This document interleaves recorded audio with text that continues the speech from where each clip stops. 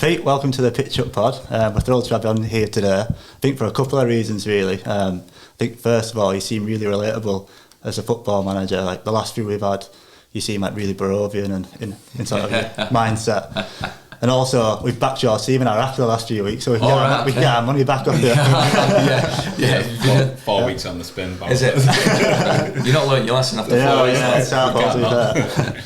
So to get us started, I was wondering if you could take us back to your early life and a bit about your upbringing and how that sort of went. Yeah, well, I'm from Oldham, born and bred in Oldham. Mum and dad own pubs, so I grew up in pubs in the centre of Oldham. So a working class upbringing. Mum and dad worked 7 days a week, so it was basically from 5-year-old you had a job, and it was bottling up or it was tidying up, but there was always something to do.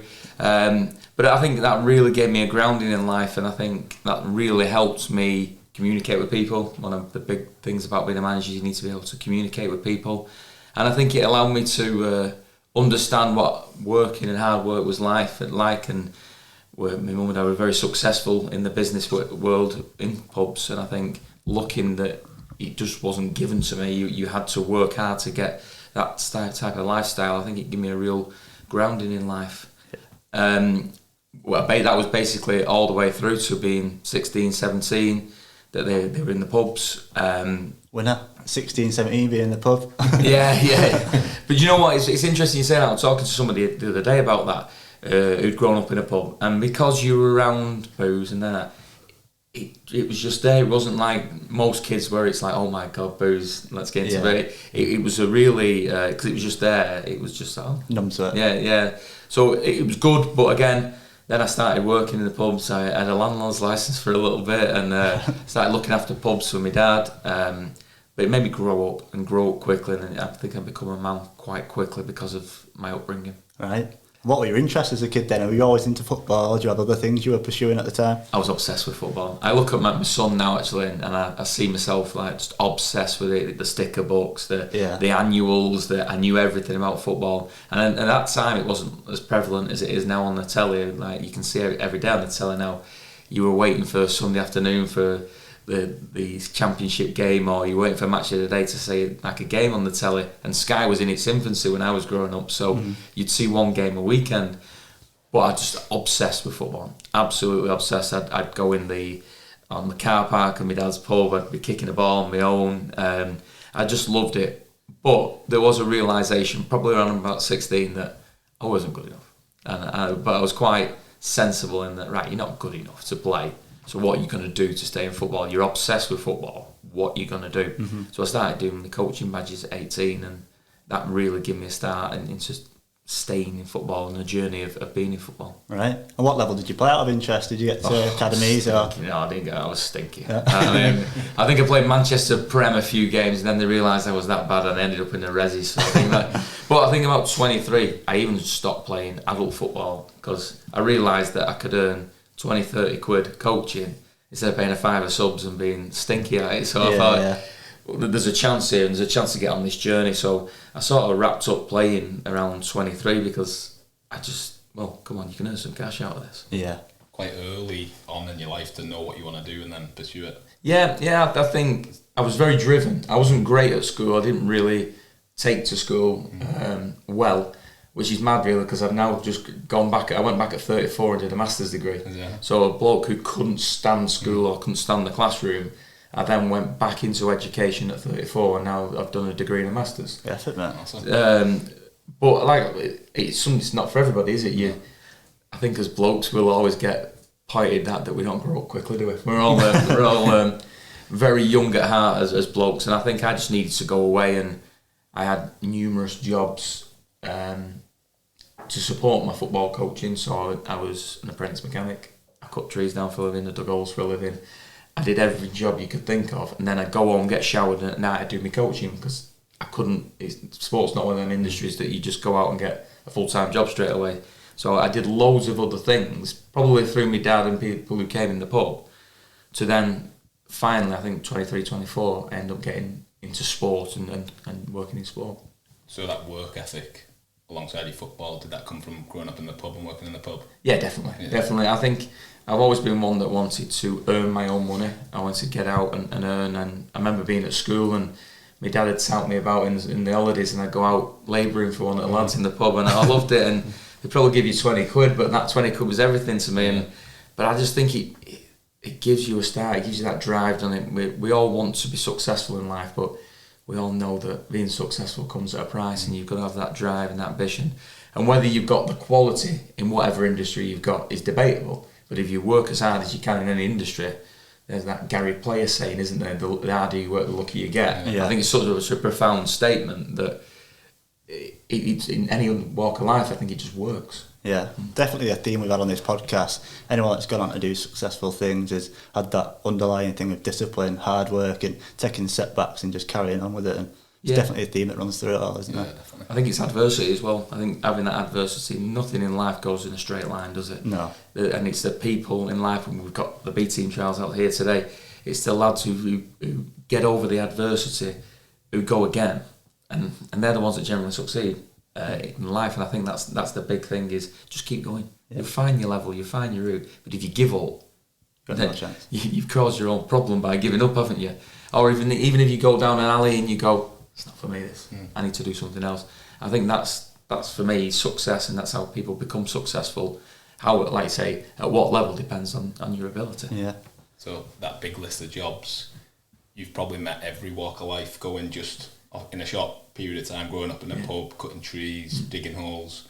Does that give you a good base for being able to speak to anyone in any situation? Because obviously people management's a large part of your job. Yeah, I think leadership's about managing people. I think the best leaders are the best people managers. They might not have the subject knowledge, but they're the people who can deal with people. And if you think about the pub industry and the types of people that come through your door, you've got some nice people that come through your door, and you've got some beauties that come through your door. And it's how you deal with them people and how you get to them situations that I think you learn. And I looked at my parents, I looked at how they dealt with things. And I think there's so many things, if you're prepared to look for things, there's so many things that can give you a start in life. But I think certainly in a leadership role, people management's massive. You can't talk to people. If you can't get people to dance your dance, you've no chance of you, really. So going back to your first roles then in the football, what were they? How did you get into it all? So I started working for the council, and I did sort of multi-sports in schools. So I was doing my badges on the side. I had my level 2 at the time, football. And I started working for the council, going into schools and coaching children. We had the riots in Oldham at the times, and there was trying to get all different ethnicities to work together in the schools, and there was a lot of money going around for just coaching the schools and get people to mix together. So I did a lot of that in sort of multi-sports, and that sort of gave me the coaching experience to what it's like to coach, what it's like to communicate with children, etc. And on the side then I was sort of coaching in Oldham's Academy. So I started working in Oldham's Academy as the assistant under 12 coach, which is a bit mad really, because I walked out the manager 12 years later. I started as assistant under 12 and walked out the manager. Crazy story. So it was a lot of coaching in the schools and working in the schools, whilst in the background the part-time academy role at Oldham started. Right. And what was your sort of philosophy when you were an academy manager then with the kids? What did you try and instill in them, and how did you like to play at that level? Yeah, I had my academy manager at Oldham was fantastic. He most of the sayings and the things I say today are through him. Tony Philliskirk, a fantastic bloke, and when you walk through the door. So when I finally left the council, I went to the FA. I did 5.5 years at the FA. That's where I met Stanners and at the FA, and I ended up tutoring level 1s and level 2s. And again, built my coaching journey up to there. And then I left the FA and went full-time at Oldham. That was a massive thing for me, because it was a massive drop in pay. But my journey was always I wanted to be in professional football. And the job was looking after the 12s to 16s in the academy. But working for Tony, the academy manager, you walked in the first day and I got my B licence. I'm just finishing my A licence. You think you know a bit. And then you walk through in professional football and you look at somebody with 20 years experience, you go, you know nothing. Yeah. And I used to go out every day with a post-it note of things he'd say, and I just write them down in my pocket or I'd draw things out. And I just spent just listening and learning. I mean, my job was the 12 to 16s, and I'd go out every day with the academy manager.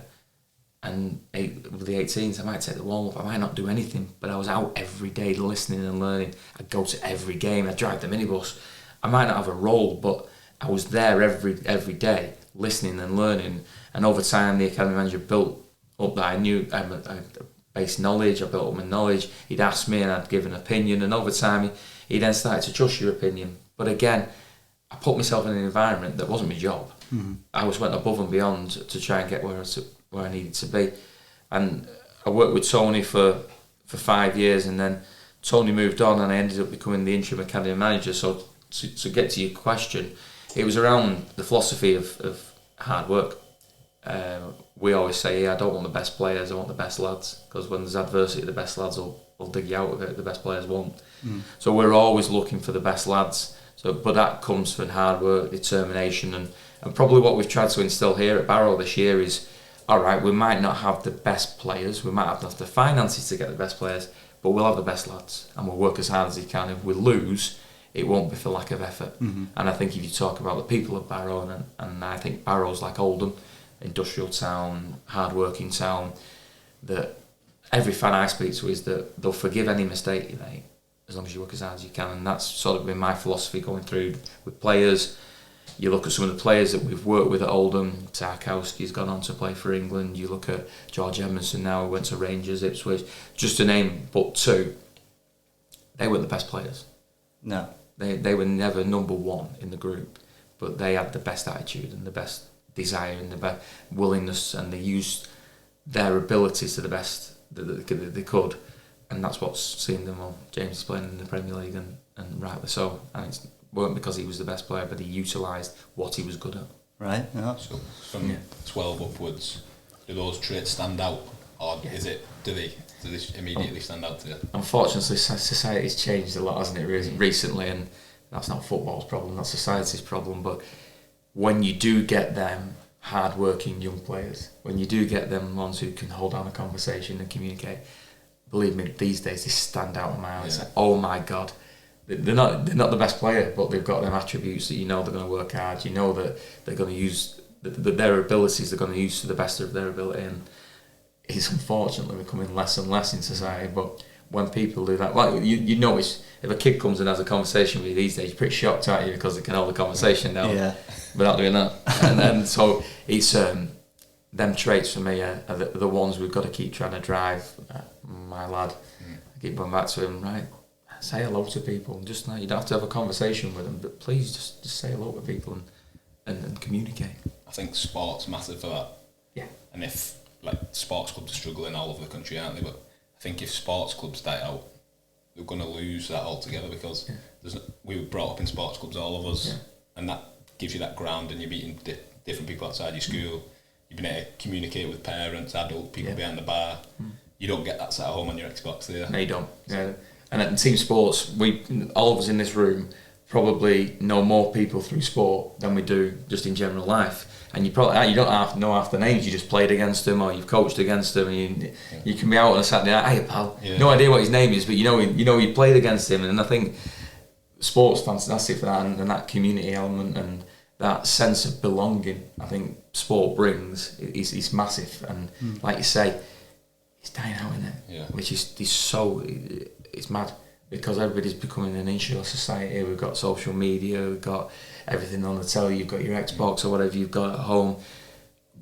It's dying out in it, and that's such a shame, because especially in the north, I think northern people are renowned for being hospitable, and I think we're losing that.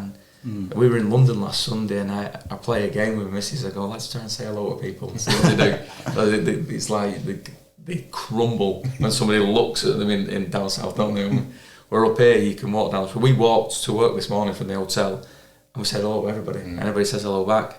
That's society. That's sense of community, isn't it? I think that goes back to what we were saying at the start. I think that stands out in you as a person. Like, you could tell you are somebody that would do that, and I think in this community, in this town, that goes a long way. It's a Barrow community is strong, and it's sometimes unforgiving, but when they get together like they do behind the football and the rugby, it's an amazing place to be in. That. Yeah, definitely, and the one thing I like about this place is it's very territorial. Everybody everybody in Barrow is proud of Barrow, and God forbid you if you say anything bad about the town, because they can say something bad about the town, but don't you come in and say it bad. And I think that's great. And again, like I say, that's why I think I found it quite easy to relate to the people around here, because of where I come from. It's completely the same. A little industrial town just on the outside of Manchester. It's the same, and it's the same. It's very territorial, very hard working, and all they want is to earn the money all week, of which obviously they work a lot of them on the shipyards or at Kimberley Clark's around the corner. A lot of them work in them industries, so at the weekend they want to come and see people, pay money to see people work as hard as they've worked all week, and I think that's a minimum. That's a minimum for people around here. 100%. And just going back to the academy a second, so do you think that hard work and discipline is something you can instill in a youngster? Or let's say, for example, you had someone with all the talent in the world and you could just see they were wasting it and not making the most of it. Are you someone that would go put an arm around the shoulder and try and coax out of them? Or you very much want to think that, no, you should be taking care of that yourself, it shouldn't be coming from me?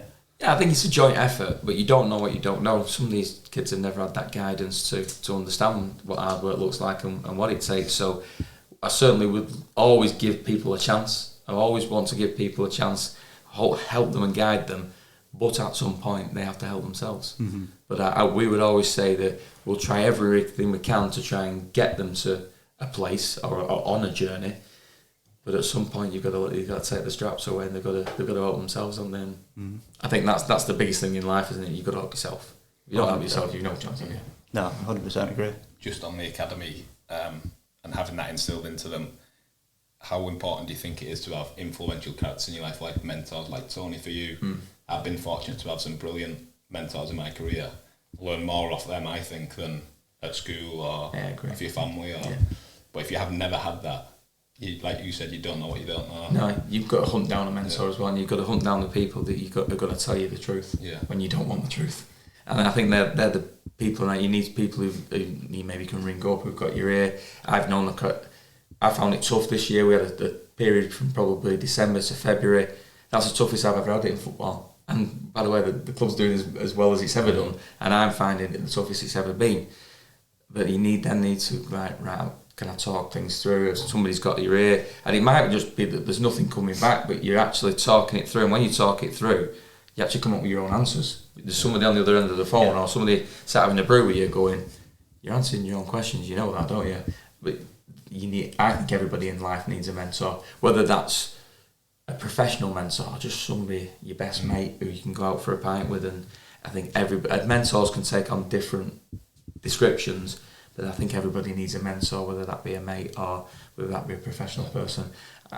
I would go out for a beer with my best mate. We like going down the cricket club, but we watch our kids play cricket and we sit having a beer and we just talk and talk about anything. And I think everybody needs that in life. Yeah, 100% agree. And how tough is it when it does get to these tough moments, like you said, in that period, to leave it, like say at the football club, or is it something you're always thinking about at home? Does it affect your family life? You're in a bit of a stinker if you've lost a few games? I think I've learned over 4.5 years of being professional football not to take it home. I was horrendous at the start, because you just want to do well, don't you? Everybody wants, whatever you do, you want to do well. And it comes from an honest place when you go home and you're frustrated and you're annoyed because you're desperate to do well. And I think I found about this as when I walked through the front door. The good thing is driving from Barrow to Oldham is 2 hours. So any pent up anger I've got 2 hours to get rid before I get home and walk through. But I try, and when I walk through the front door, right, it's done. And Pep Guardiola said something, and it's probably easier for Pep because of them. He's probably paid his mortgage, but I haven't. Is that at 5 o'clock, whether you've won or lose, your working week is over. Have a beer, chill out, pick it up the next day. And I've tried to live by that. It's all right. Didn't go my way today. Go home, have a beer. Because at the end of every week, whatever we do, your week's done, and you go for a beer or whatever you do with your family. And I've tried to live by that. Right, it's not gone my way this week, but I'm going to go have a beer and I'm going to chill out, and I'll pick it up the next day. And I've sort of learned how to do that better. Right. But there's still nagging drive and desire of wanting to do better.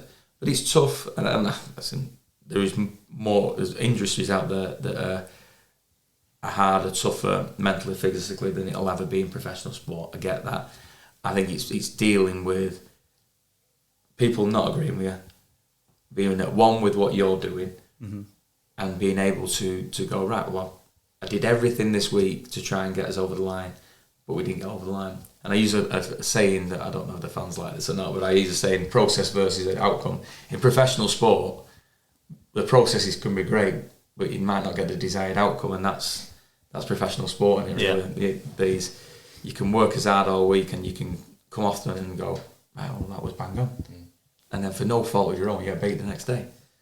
But that's professional sport, and that's why we all love it, and that's why it's such a massive part of society, especially in this country. Yeah.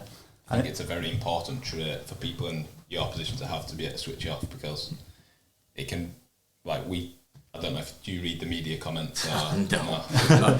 Sometimes I get my missus to, when we played Carlisle, this was funny, I said to my missus, I said, we got a brew Sunday morning, I said, go on then, read me your top 3 of the ones that So if I'm in a good mood, I'll do that, but generally as a rule of thumb, I don't read anything. I don't think you can do it. Yeah. We put events on, that's what we do outside of our day jobs, and some of the comments we get, it's like soul destroying. You work, finish your day job straight from work, put this event on, then someone on the mails giving you a load of grief. I think that's, whenever you do something like that, you just got to be at one with knowing that you've done the right thing for the right reasons, and whether people like it or not, it's irrelevant. And Gareth Southgate spoke on our pro licence the other month, and he was unbelievable. He said, the biggest thing I've learned is being at one with people not agreeing with me. And I think I think you just got to be like, but you only hear the noisy ones, don't you? The ones who are on social media are not the masses, but they're the minority, and they're the ones that shout the loudest, and they're the minority. The ones who are happy with what you do don't say out. Yeah. And I think that's what I've learned over the years, is to just ignore the noise, really. So can you tell us a bit about when you stepped up from the academy team and into your first professional game? Yeah, that was a strange week. So then, as what normally happens, so I'm interim academy manager this part. I'm not even academy manager, so I'm interim academy manager. Manager gets sacked on Boxing Day. At Carlisle, we lose 6-0, Oldham get pumped at Carlisle 6-0. And I got coming to take the youth team the next day, but I was sat in the pub on Boxing Day with my missus, and I went, everything about beer, by the way. Everything I've said to you is about having a beer, in it. I just realised that. We can relate. There's a beer fridge in the corner. It's empty. It's empty as well. And I said, we best go home, because I might be the manager tomorrow. Because you're thinking about who's left in the football club who could take the team, and I'm going, oh, he won't be doing it. He won't do it. So I think I might be the manager here tomorrow. And by default, there was nobody left in the building, and I ended up being the manager. And so you were sat in the car park. Yeah, so the chairman told me, I've been looking for you. I said, I've been taking the youth team. Well, you're taking the game on Saturday, Port Vale away. Oldham have got an horrendous record at Port Vale away, and we've just been pumped for 6 at Carlisle. So you're like, oh my God. And I'm an Oldham fan, a massive Oldham fan. And my dad took me on 28 years to the day that I walked out as the manager on New Year's Day. So I did Port Vale away on the 29th of December, 1-4-1. And I was like, oh, wow. Good start. Yeah, good start. And he said, will you do the Saturday and will you do New Year's Day? I said, yeah, no problem. If I do well, we had Fulham in the FA Cup, can I do Fulham? If I win both, can I have Fulham? Being dead cheeky was, I thought, I'm not going to get this chance again, so I'm going to say it. Won at Port Vale 4-1, and then 28 years to the day that my dad took me on Boundary Park, I walked out as the manager. And my dad had just become ill at that time, so I weren't in a great headspace as it was. But then all my family are there, and I'm like, oh my God, this is like, wow. We've beaten Notts County 2-0. So within 4 days, I've got 2 wins, and I'm like, I'm walking out, boyhood club, everyth's just like, but I'm 34. Yeah. I'm not ready for what's coming. Because you live in Oldham, it's a bubble. Everybody in Oldham supports Oldham. And everybody's like, you go through the paper, I go walking around Tesco's, everybody's stopping me and talking to me, go for a pint. And everybody was like, oh my God, you're the manager. And the week before, I'd been the one in there, stood on the tables, dancing away, and not with the care in the world, and now I'm the manager. Everybody's now looking at you going, you're the older manager now. And then so... FAIRYTALE, that was unbelievable. So I'm an interim academy manager, I'm interim first team manager, I'm basically running the 9s to first team. Busy period. And it's Christmas, so everything's going off. So we win both them games. Fair play, and the old owner Oldham got a lot of stick, and some of it rightly so. He said, no, you won the 2, you can have Fulham away. So on the Sunday, I'm at Fulham away, FA Cup 3rd round, on the telly, Claudio Ranieri, and I'm like, 4,000 Oldham fans there. I have a ticket for the away end with all my mates. So I bought the ticket. I bought the train ticket. I'm manager now. So I'm manager. Lads are taking photos on the way down, like mocked on the way down. And I'm sat in my hotel room, like bricking it, thinking I've got to go out at 2 o'clock and you lot are on the pop on the way down to Fulham. So like surreal. If somebody said, you only get 1 week in football and that's it, I'd have took that. And we won, by the way. We beat Fulham. We beat Fulham. I'm sat in Ranieri's office having a glass of red with Ranieri, this little rag from Oldham. Like, in my trackies, by the way. He's got his suit on, I've got my trackies on. I'll have a glass of red with you, Claudio. Come on, listen, let's have a beer. Fair play when we were brilliant. We had half an hour. You know when somebody fidgets because they want rid of you? Yeah. He didn't move a muscle. Didn't move a muscle. And half an hour he sat there and talked, and he said, after half an hour, I said, Peter, I've got to go. I said, so have I, pal, I'm on match of the day today. I've got to get back to Manchester. So I'm then driving back to Manchester, on match of the day. I were on match of the day that night. I was like, wow. Crazy. Don't get better than this. So how did you prepare for that then? For that FA Cup fixture, how did you prepare for it? What was the whole experience like? Like the game experience? The game was unreal. I mean, we played Notts County on the Monday, so the Tuesday they were off. Wednesday they came in, we started talking about Fulham, and I'm sat there watching Fulham in the Premier League and doing analysis on Fulham and going, that kid Mitrovic is alright, surely he's won the World Cup, he's decent as well. Watching Tom Kearney, he's alright as well. So I learned, right, this is probably the maddest analysis session I've ever done. So then we travelled down on the Saturday and stayed the night before, and I'm doing the analysis session with the lads, and I'm like, listen lads, just go and enjoy it. This it's the FA Cup, it's the magic of the FA Cup, and there'd been so much media attention that had been generated. We were having press conferences, and I'd gone from having one man and his dog in a press conference to 20 people like wanting to interview you, and you're, oh my God. I remember watching it all unfold, and I was buzzing for you, just seeing it all going on from like Lancashire under-18s right through to seeing you stood next to Ranieri at the dugout. Fairy tale, mate. Yeah, and it was the first year of VAR, and they got a pen through VAR, and the televisions were the other side of Ranieri's dugout, and I was desperate to walk across his dugout and go to the video like that, going, why is he giving this pen away? And I thought, I can't do that, but I've been in 42 minutes, this bloke's done 1,000 games, I can't walk across his dugout. So just a surreal the whole thing surreal, and I still look at it now, and now my lad's a little bit older, and we watch the videos back, and I'm like, oh man, 4,000 fans, I could probably told you 1,500 of them were personally. And I'm like, I should be in there. That's me. I should have been in there. But yeah, weeks in football don't get much better than that. And I actually said it at our awards do last night upstairs. 95% of football is turgid, minging, horrendous, boring. Whether you're a fan or a player or a manager, 95% of football is hard work, and it isn't glamorous. Mm-hmm. But we all live for 5%. That drug of football live for 5%. That one day in the sun. That time where it just goes your way, and across the season, you look back across the season, you're looking for them 5% moments where you just have a real good day out, and we've had some great ones this year. Look at Bradford, we went to Bradford, 17,500 on at Bradford, and Barrow there, 500 Barrow fans, we win 1-0, and they're the days, aren't they? I can just imagine like the lads on the train on the way back up must have been buzzing. Yeah. But they're the days you live for in footy, but they don't come often. Unless you're Man City or Liverpool, they don't come often. What were the beers like after the Fulham game? Do you know what? It's mad because I had that red wine, and then I was on Match of the Day, so I couldn't have one. Oh yeah, that's it. So me and our media lad, when we come out on Match of the Day, are walking around Media City trying to find a bar that's open at 12 o'clock on a Sunday night to have a beer, because it's like, I want a beer now. So I didn't actually really get one. Yeah. Out of interest as well, I'd be interested in is when you made that step from the academy manager and it's your first day speaking to the first team lads, what was your message to them, and like what was the first things you said to that team? Well, the first things I did, I tried to get the experienced pros on my side and say, I need your help. So who's going to help me in that dressing room? So Peter Clark played 700 league games, Jose Baxter played in the Premier League, Andy Taylor, there was some real experience in there. So I said, lads, I need your help here. I need you to get on side. I'm going to run things by you that I think I'm going to do, but I want your opinion on it, because ultimately I've coached kids footy. I've never been in this environment. I've never been a pro, so you're going to have to help me. And I think that bought me a lot of respect, that I wasn't going to go in and I'm going to do it this way and look at me. As hopefully this comes across on this podcast, is that's not me. I have a saying of it's not who's right, it's what's right.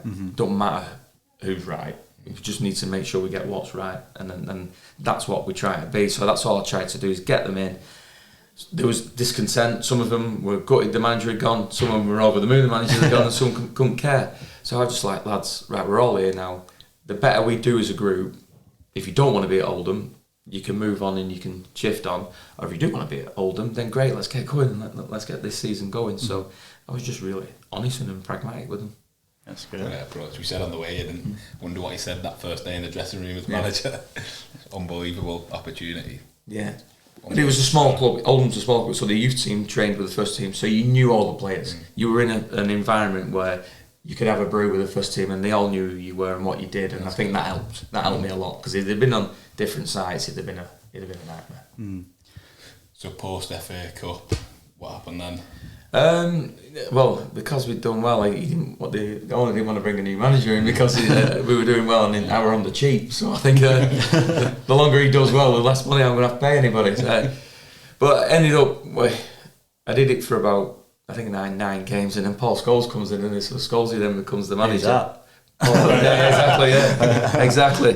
So he comes in, and he does a month, and he realises it's not for him. And I get on. Well, I'm lucky that I know Paul through living in Oldham, and he'd come in and take the youth team now and again.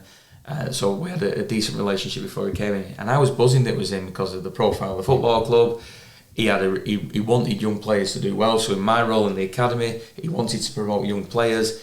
So it was great. We were getting on a dream. And then after 31 days, he's had enough for the reasons he went public with, and I completely understand why he'd had enough. But it stitches me right up, because I ended up going back as head coach full time to the end of the season, and ended up doing. To be fair, we were languishing about 14th when I went back in, and the owner just went, "Do what you want," and that was great because I could go and express myself. And with 1 week to go with the form team in the league, and we looked like we were going to get in the playoffs. Wow! Now we ended up just missing out. It was a game too far, but we went on a right run, and I was offered the job at Oldham for the next year. But as is well documented at Oldham, the Moroccan owners were hard work. They wanted to do things their way. It was their way, the highway. They had a model of bringing young French lads in to play. That wasn't for me. And I took the bold decision after 12 years, boyhood club, the job I always wanted in the circumstance I never dreamed of. I walked, and I didn't know where the next tenner was coming from, but I walked because I thought if I stay, I'll be sacked in 6 weeks, and I didn't want that. I'd built an decent reputation, so I thought it's now or never. Let's go for it. You're only 35, you're not really ready, but I would say I say to all managers is you never know when you're ready. Just when you get in there, just try as hard as you can. 2 in 3 managers never get a second job. 55% of managers in the 4 leagues have been sacked this year. Really? So it's a brutal industry. You just can't be lucky. You got and keep going, and not take it personally when you get sacked, because you'll get sacked at some point. That's interesting, actually, to say that, because do you have a backup plan? Say, I'm sure you'll do very well in football. All your teams have done really well and been successful. But if it was to go pear-shaped one day, do you have a backup plan of what you might do? Do you know what I'm really at one with it? I always say that when all this ends, because it'll end at some point, is I'll go and get a proper job. Because I came from that life, I've got no worries going back to that life, and I've got no ego that says, "Oh, you can't go back to that when you've done this."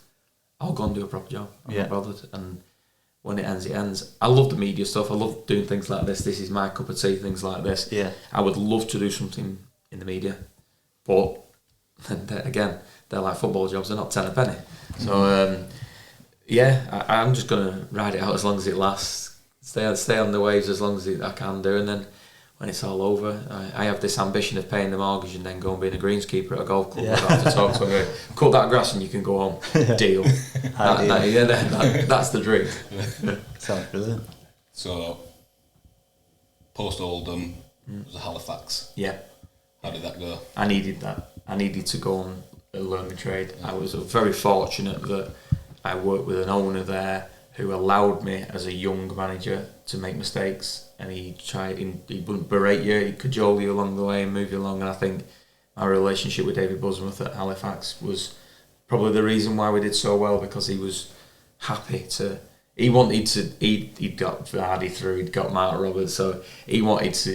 He's always still now wants to be the one that gets the next big smoke through. So he wanted to bring in a young manager that did well, and he could say, look, I've given another one a chance, and he did, and he was fantastic for me. But I needed that. I needed to drop a level to learn my trade and earn my stripes and make mistakes and learn from them mistakes and get going in an environment where Halifax were, like Barrow, tipped for relegation and tipped to do nothing. Mm-hmm. And we had them, we never out of the top 10, two playoffs, 84 points, best return they've had in nearly 100 years. So we worked wonders there, but again, a club that suited me, a town that suited me, and a job where I was left to succeed or fail in inverted commas off my own merit, and that's all I want. Yeah. That's all I want from football, is whether I succeed or fail's down to me, not down to outside influences, which I thought I had at Oldham. So, first day at Halifax, didn't know any of the players there. Did you have a different approach to going in the dressing room as you did with Oldham? Well, it's an interesting one, Halifax, because they had a manager, and on the Friday I was out of football. I was ringing him up to get the assistant. On the Monday morning he walked. This is 9 days before the season starts. Wow. So I phoned the chairman up and went, well, I was coming for the assistant job, fancy giving me an interview as the manager. So I got the Halifax job 9 days before the season started, and we didn't have a full squad. So the first day at Halifax was, who's trialist, who's signed, what's your name? Right, come on, let's get a team together. We actually went back to Oldham on the Tuesday night, my only friendly, and ended up just taking a load of good lads that I didn't know if they were any good in on. They just looked like good lads and they didn't want a lot of money, so to get them in. So yeah, we had 9 days to pull a team together, and we were at Ebbsfleet away, who'd been in the playoffs the year before. I ended up winning 4-1 at Ebbsfleet. It was like, wow, here we go again. And then we won our first 3 in a week, and we're off and when we're going. And so again, just work as hard as you can, lads. Yeah. We're going to work on being hard to beat, because that's one of my big mantras, is hard to beat. Work as hard as you can, be hard to beat, and we'll try and get them on the counter. And it's worked in the last 3 jobs. Yeah, lion. How did the sort of interview process go for the Barrow job then? How did it all come about, and what's the process for? Interesting, really, because I was in a job at this time where the last one I wasn't. Mm-hmm. I was very lucky last year. I had about 8 offers, some random, some are far bigger clubs in terms of structure than Barrow.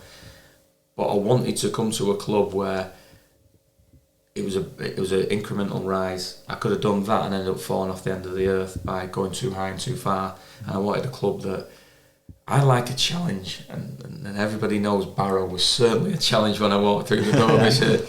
I like a challenge, and I just thought that this was the type of challenge where I would be given time. It would allow me to understand and learn League 2 and understand what I needed to do in League 2. And I thought this was the best option for me. But I was so lucky. I had so many offers last year. But I spoke to Barrow after the Halifax playoff game, so we lost in the playoff. I knew Barrow were interested, and they'd spoken to my agent, and I'd said to my agent, right, let me treat Halifax with the respect they deserve, but if I'm going to move, I need to move this summer. Yeah. So I spoke to Barrow the next day. To be fair, 20 minutes, I think both parties were sold. It was like, right, this is a Zoom call, by the way, I've not even met in person. Zoom call, 20 minutes, both parties are sold. Right, let's do it. So I had to then go back to Halifax and say I want to go. Then Barrow had to buy me out of my contract at Halifax, so that had to be all sorted out. And before you know it, I'm up here holding scarf up on the Friday morning. Right, and that was the Friday. I'd lost in the playoffs Tuesday night, so I had to get my head down and losing in the playoffs. Friday morning, I'm stood out there with a scarf up, and I'm going, wow, that's been a long 4 days. Yeah. So the process, it's not much of an interview. It's this is what I want, this is what we want. Yeah, I think it depends. Some clubs, a lot of clubs now, which I kind of like, succession plan. They know who they're going after, and they've done their own work on them. Some clubs, I mean, this is what blows my mind about football, is that in football, we trust people to run our multi-million-pound business who you haven't met probably 48 hours before they get the job. Or in any other industry, you spend 6 months doing your due diligence, figuring out if the chief exec's right for your company. They go through a raft of interview processes. Well, management in football, 48 hours before, you never met the bloke, and I just find that just blows me mind. Yeah. So some jobs you'll go for interviews, some jobs it's a whittling down process, where others it's like, we want him. And I firmly believe at Barrow it was, we want him. What are you going to do? How are you going to go about your business? Yeah, we like that. We thought that's what you'd be, and I think that was the conversation that came back to me from the owners here. I liked the way they wanted to go. I liked the fact that they were humble enough to say they made mistakes, but they wanted now somebody to take them on a journey. I love a journey. I love a team that needs getting going. So it suited both parties, and I think that's probably why we've had such a really good year. Oh, brilliant. And you've had your foot in the door in football terms a while now. What do you think the club does well behind the scenes, and what do you think from your other experience perhaps they could improve on? The biggest thing I like about this football club is it's local people running a local football club. All right, Toes in America, but he's still local. He's Barrovian, isn't he? So your local people actually really care about what they're trying to do here, and everything's done with the best intent. Now, like we said before, people are not going to agree with everything you do. I do everything you say, but everything's done with the best intent. Mm-hmm. So I think the structure of the football club, and I said this at the awards last night, is that because the football staff are in Manchester and the office staff are in Barrow, it's very hard to build up a rapport. Mm-hmm. But I think there's so much synergy at this football club, and so many fans last night said to us, "Yous are all one." You can see that everybody's one here, and everybody's moving in the right direction, and everybody understands their part within the jigsaw that's got us to where we are. So I think the biggest thing that the club does well is that we're all moving in the same direction and singing off the same hymn sheet. And the drive of the owners to now progress the football club, the drive of the owners to get us to the next level of what they presented to me in the last 10 days and what they'll present to the public in the next 12 months. This is a forward-thinking club that is really on a crest of a wave, that's really driving in a direction of travel that I'm sure Barrow fans could only dream of 18, 24 months ago. Yeah, 100%. So fantastic to hear on that. Yeah. And there's a real buzz about the town, about the football, whereas probably 3 or 4 or 5 years ago, but at the moment there seems to be, everyone's talking about the football. Yeah. The whole town gets behind the football and the rugby, don't they? Yeah. And I think it's fantastic the way you've taken that, and the whole club, like you say, everyone's one, that they're taking the club forward, even with the fan zone and the little improvements they're making. It's going a long way, isn't it? Yeah, definitely, and I think that's it's that engagement of the fans. I'd like to think that the fans, the footballers, the staff, we're all in it together. We all want the same thing. We all want to do well, but we've got to engage with them. And we, when we came here, I actually, local legend Tony Callister, I went at a brew with Kelly, and I said to him, right, what the Barrow people want, you know, a bit mad, so he should have an opinion, he'd been mad. I went, come on Kelly, what do they want? And then we had a Q&A up here as well, and I said, come on then, what do you want? And what came back at us was community. So every Friday before home games, we have 2 schools. We go in 2 schools every Friday, and we go in, and the players are in there, the staff have been in there. We've all taken it in turns to do all the community side of it, which I think has gone a long way. And the players will say to you, they'll say, I can't believe how much, how much the kids know our names, which is massive, and that only shows the great work the club's doing off the pitch and on the pitch. Mm-hmm. As job as that water. That cold could do, mate. Before I die on air. Start it again. Yeah. Tough questions. Yeah. Getting him talking. Before I die live on air, that'd be a good podcast, wouldn't it? The manager dies live on air. Finished it up. We'd get blamed to get run out of time. Yeah. Yeah, so this current group of players, what are they like to work with then? Unreal. What a great set of lads. We have had to move some in, move some out. That's football, that's life. But we just wanted lads who wanted to drive the football club forward. And like you say, what you see is what you get. We're a small group of players, but they'll try as hard. Some weeks lacking in ability, and that's not because they're bad players. Mm-hmm. They make up for an hard work, and the effort's there, the determination's there, but they're one. We obviously, it's a unique thing that training Manchester Friday, then come up to the Oldham Friday night, that they're basically away every weekend, and they're such a good group of lads. You don't have to mither with them, you know that they do things right, they do things properly, and they're very respectful. But I think because we've been respectful with them, hopefully that's reciprocal, and they're respectful with us. So I can't talk more highly of the players, the staff, of this football club, unbelievable. And if they're like that, as the manager, you end up just painting the roof, don't you? One of the toughest things I've found here is at Halifax, it was like 5 of us did everything. Yeah. I've never had so many staff. So I've had so many players. I've got basically 40 blokes every day I'm looking after. What bit do I do? So I'm going around like, well, he does that, he's that. What do I do? And I find that really hard to step back and go, what am I going to do now? But great, what a fantastic bunch of people.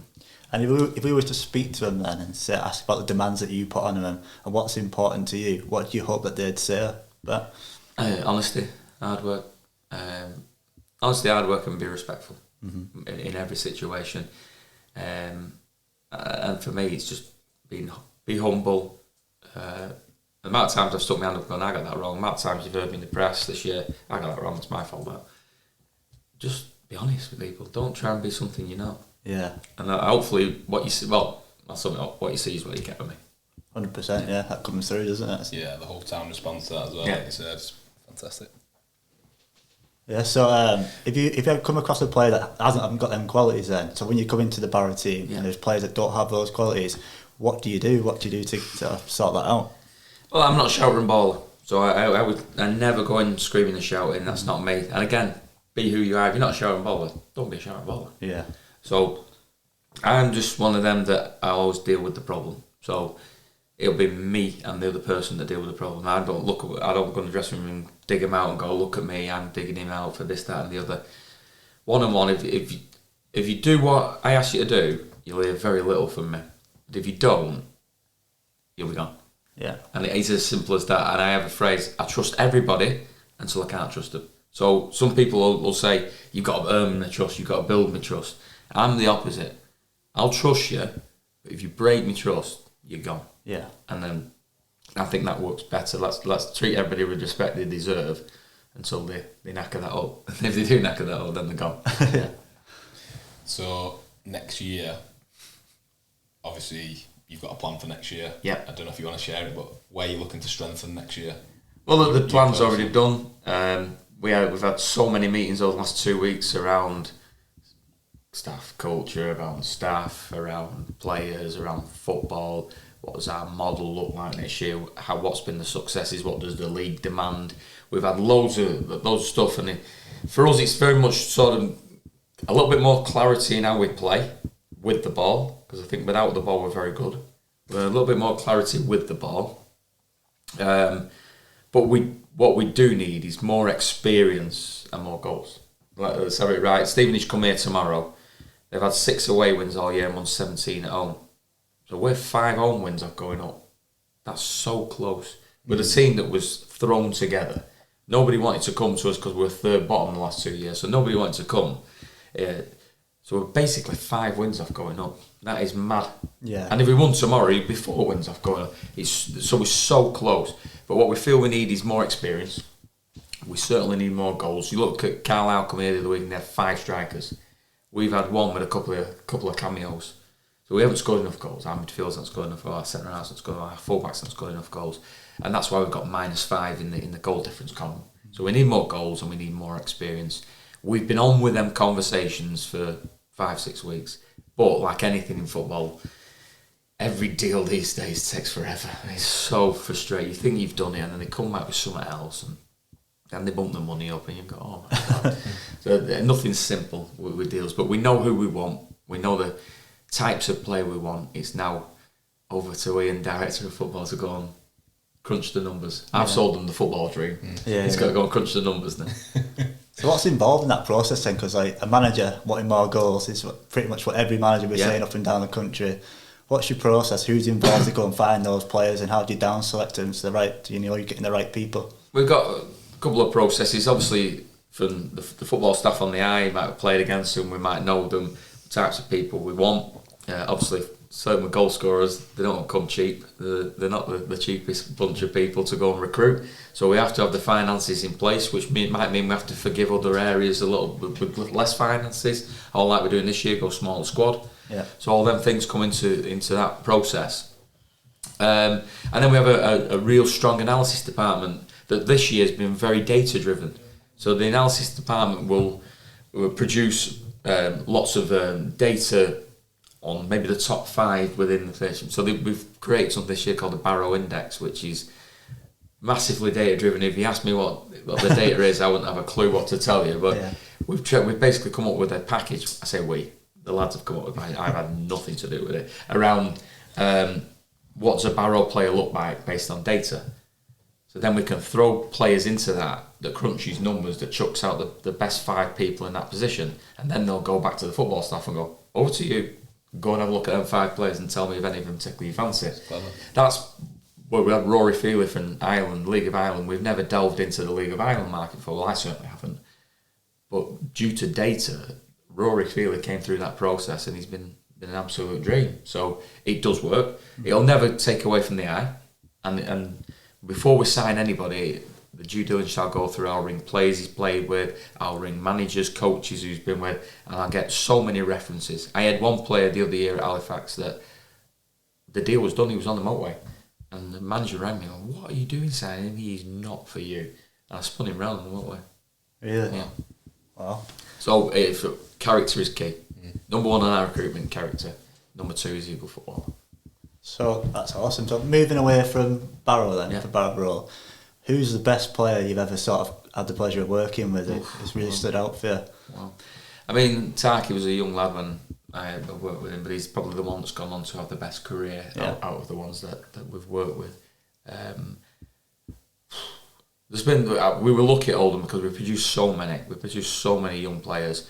For the lad who's probably doing it most consistently at the moment, probably George Edmondson, who went to Rangers and now he's at Ipswich, just been promoted with Ipswich. And I think George, I mean, the great story about George is at 18s we released him at Oldham. We played a cup final against MK Dons, beat him 4-0. And the chairman went in and said, wow, that group's class, you can have another couple if you want to stay on. So George was 4th pick, sold him for 750 grand to Rangers. So he was released, then re-signed, sold him to Rangers. Wow. But we talked about adversity before. Yeah. There you go. There's a reason why he's doing so well. Yeah, definitely. Have you ever had a player that's the other way around and that you've had real trouble with? Like, that's like, or some of them are really funny stories that you hear about the Balotellis of the world where they seem a good laugh, but as a manager you're pulling your hair out. Have you ever had them sort of experiences in football? I quite like them ones. We have on here done with Josh Kay. Everybody knows Josh Kay's a little beauty. But I like Josh. He don't think I do, but I like him. Yeah.